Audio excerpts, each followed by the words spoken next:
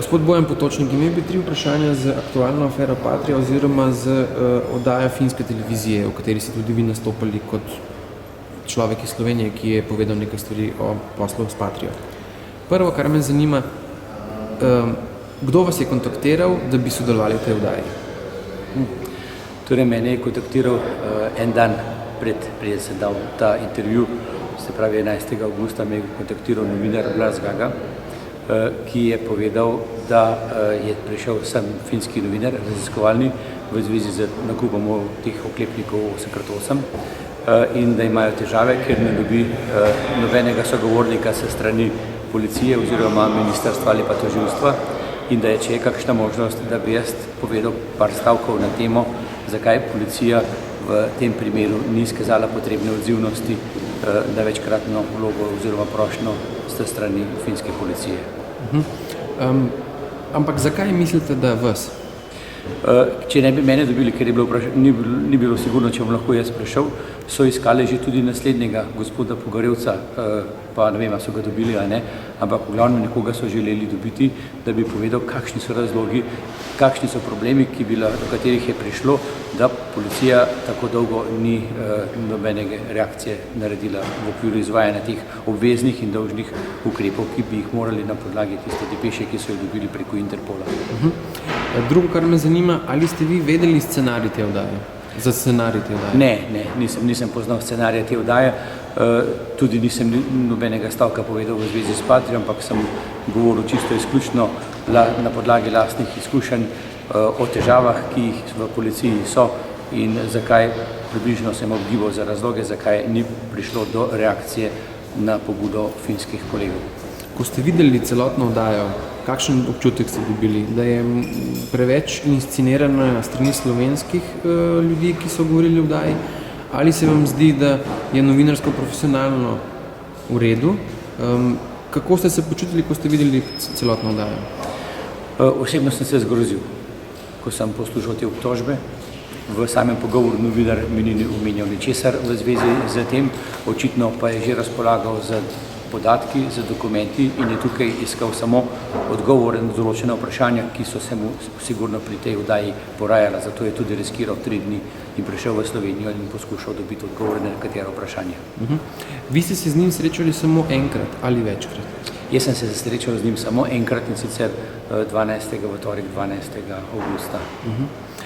Ali sta tisto, kar ste vi nekako nastopili v oddaji v tistih nekih odgovorih, koliko dolg je izgledal ta vaš pogovor? Moj pogovor je bil približno 40 minut.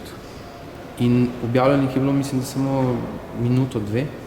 Ja, se je povedal, da bo pač poskušal uporabiti tisto, kar bo potreboval za podkrepitev svojih podlag oziroma tistih informacij, ki jih je že imel. Zdaj me pa zanima refleks Slovenije na to finsko oddajo. Vaš komentar, najavlja se tudi tožba zoper vas na strani ministra za notranje zadeve, ki pravi, da nekako njegovi odvetniki že preučujejo te vaše izjave in na podlagi njihovih ugotovitev bo verjetno vložil odškodninsko tožbo zaradi obrekovanja. Vaš komentar na to? Ja, vse stvari, ki sem jih povedal, se pravi, novinar je želel in postavil 2 vprašanj. Na vsa vprašanja sem dal odgovor izključno na podlagi svojih praktičnih primerov, ki pa so 100% dokazljivi in pa tudi v zvezi z tem nisem nikogar obremenil, tako da bi ga kakorkoli žalil ali pa diskreditiral. Gre za napake, ki so se pojavljale v delovnih procesih in jaz si dovoljujem to pravico kot državljan, ki je zaskrbljen za svojo varnost in varnosti države, da povem oziroma odkrito pokažem na deformacije, ki se v tem sistemu v policiji dogajajo. A lahko poveste vsaj en konkretni primer, v katerem bi minister Mate se posvetoval s premijerjem glede katerekoli zadeve, da se vi spomnite, na podlagi katere ste vi nekako prišli do svojih praktičnih ugotovitev? Eno je zadeva Ribičič, ki je nedvomno znana v javnosti. Drugi, še bolj deklatanten primer pa je, ko sem postavil in imenoval svojega namestnika. 2 namestnika sem imel, eden je bil Roman Rep, drugi pa gospod Stanislav Ficko. V vsakem primeru smo se dogovorili predhodno z ministrom in minister se je strinjal z predlogom takrat Branka Slaka, ki je bil tudi sicer predviden, da bi bil generalni direktor policije, in je rekel, da se strinja, vendar pa, da ima premier nekaj proti, ampak da se bo že ohladil.